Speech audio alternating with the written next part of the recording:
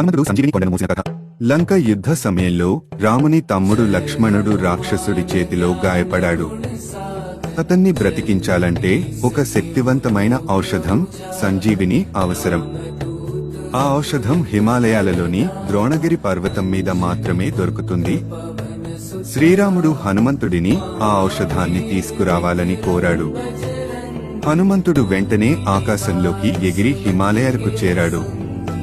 కాని ఆ పర్వతంపై ఎన్నో ఔషధాలు ఉండటం వల్ల అసలు సంజీవని చెట్టు అనేది గుర్తుపట్టలేకపోయాడు. ఆ సమయంలో హనుమంతుడు తెలివిగా ఆలోచించి ఆలస్యం చేయకుండా అందరితో కూడిన పర్వతాన్ని పూర్తిగా లేపి తిరిగి యుద్ధస్థలానికి మోసుకొచ్చాడు. వైద్యులు సంజీవిని గుర్తించి లక్ష్మణునికి ఇచ్చారు. అతను మళ్లీ ప్రాణాలతో లేచాడు. అందరూ హనుమంతుడి ధైర్యాన్ని, భక్తిని ప్రశంసించారు. హనుమంతుడు మనకు బోధించేది ఏమిటంటే, ఆపదలో కూడా ధైర్యంగా, తెలివిగా వ్యవహరిస్తే సాధ్యం కానిదేమీ లేదు.